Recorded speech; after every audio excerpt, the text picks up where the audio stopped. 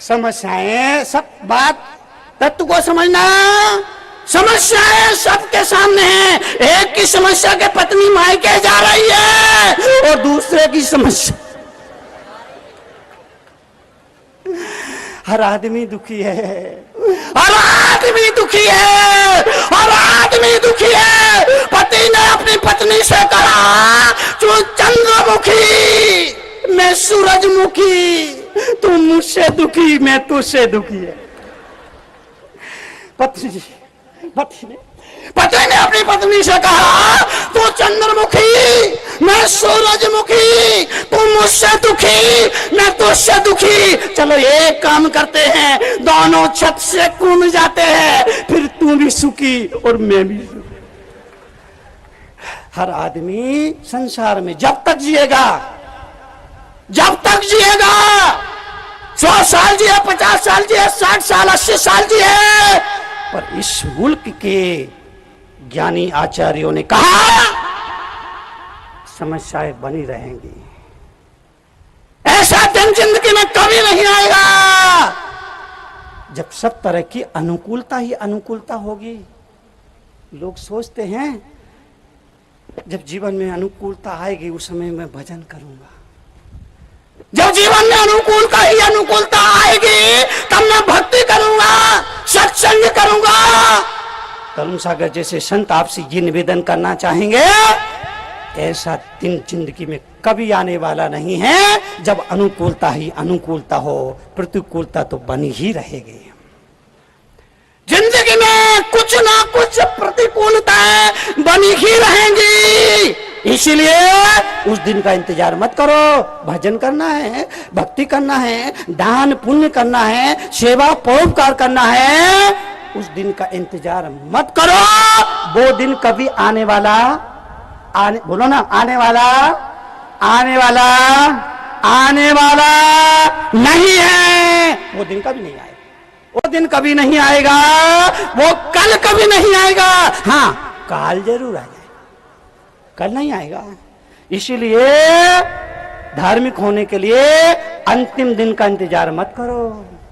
धार्मिक होने, जब मैंने 13 साल की उम्र में संन्यास लिया, 13 साल की उम्र में घर छोड़ दिया, माता पिता को छोड़ दिया, आचार्य पुष्पदन सागर जी महाराज जी से प्रेरणा पा करके जब मैंने 13 साल की उम्र में संन्यास लिया तो लोगों ने कहा आपने घर छोड़ा, परिवार ना घर देखा, ना परिवार देखा, ना संसार देखा, ना ये देखा ना वो देखा, आपको कौन सा पागलपन सवार हुआ है, आपने छोड़ दिया। मैंने कहा तुम्हारा मतलब, अरे ये पूजा पाठ तप त्याग वैराग ये सब बुढ़ापे में करना चाहिए। उस समय मेरे मन ने कहा, कविता के रूप में मैंने लिखा, हे सके बुढ़ापा है क्या, बस मौत का निमंत्रण, आंखों से दिखता नहीं, कानों से सुनता नहीं, व्रत नियम पालते नहीं।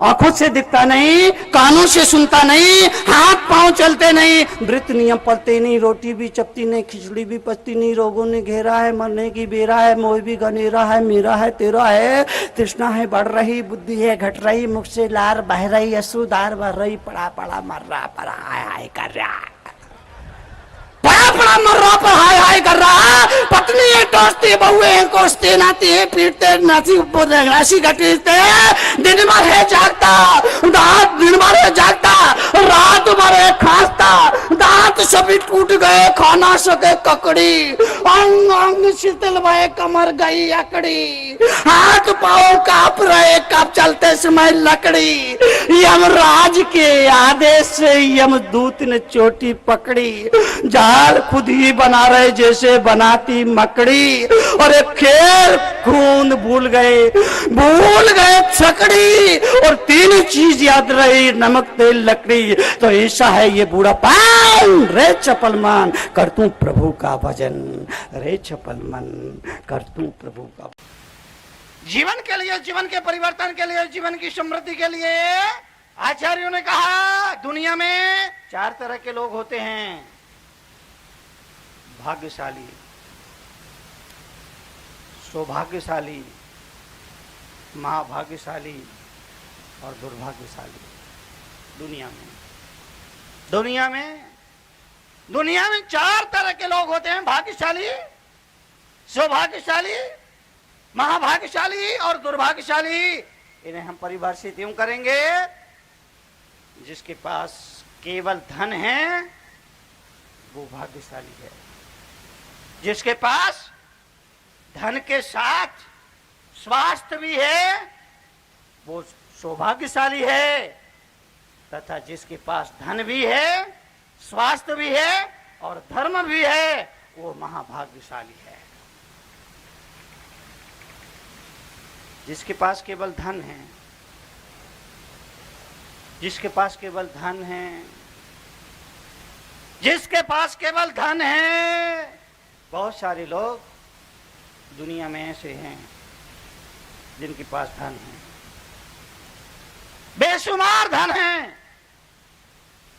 पर बीमार। धन है, खा पी नहीं सकते। डॉक्टर ने कहा ये नहीं खाना, ये नहीं खाना, ये नहीं खाना, ये नहीं खाना, ये नहीं खाना, ये नहीं खाना, ये नहीं खाना, ये नहीं खाना। डॉक्टर साहब क्या खाना? डॉक्टर ने कहा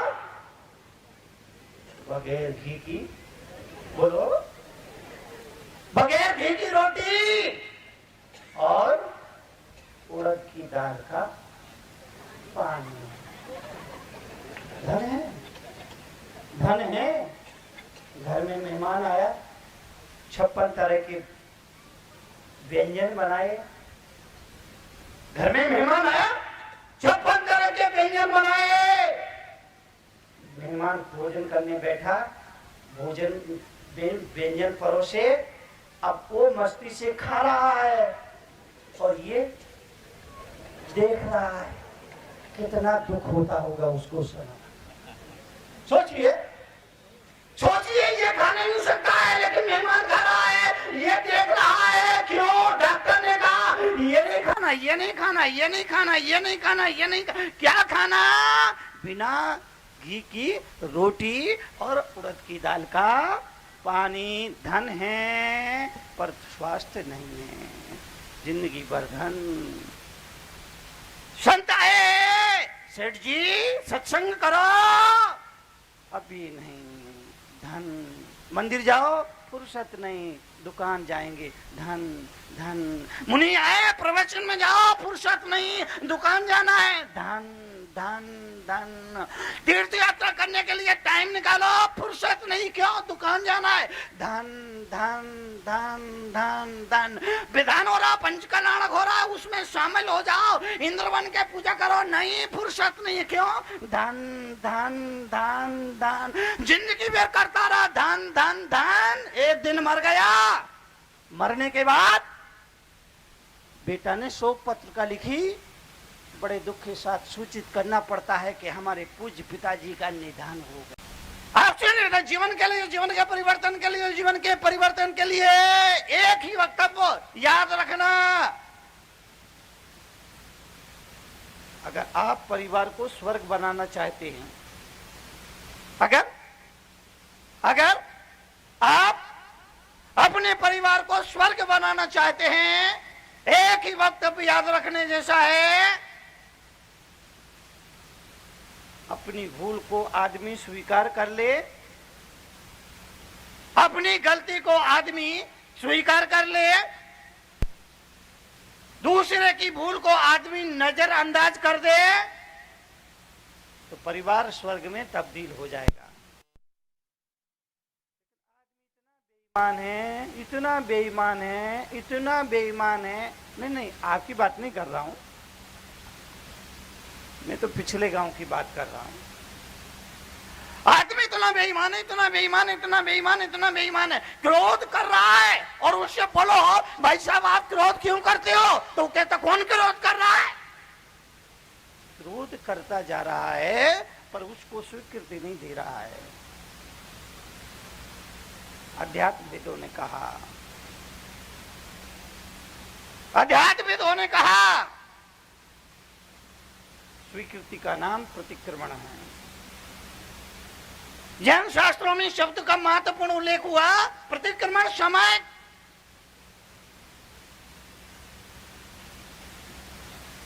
स्वीकृति दो, मुझे क्रोध आता है, मुझे लोभ परेशान करता है, मेरे मन में छल कपट है, क्योंकि मेरा अपना मानना है आदमी टेढ़ा नहीं होता, आदमी का मन टेढ़ा होता है। आदमी टेढ़ा नहीं होता, आदमी का मन टेढ़ा होता है। आदमी सोचता है कुछ, बोलता है कुछ, दिखाता है कुछ, देता है कुछ, होता है कुछ, दिखता है कुछ। आदमी का मन टेढ़ा है, आदमी का मन टेढ़ा है। घर पे मेहमान आते हैं तो मुख कुछ बोलता है, मन कुछ बोलता है। घर पर मेहमान चार तरह के होते हैं। मेहमान चार तरह के होते हैं। एक वो जो जल्दी आए जल्दी जाए,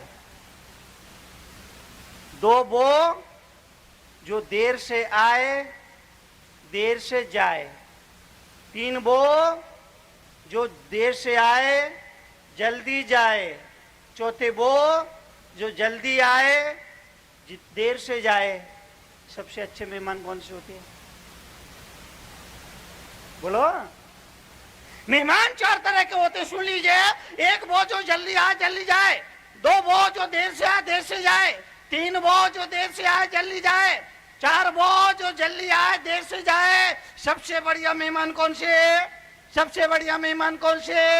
सबसे बढ़िया मेहमान कौन से? जो देर से आए। सबसे बढ़िया मेहमान उसको माना जाता है जो देर से आए और जल्दी जाए।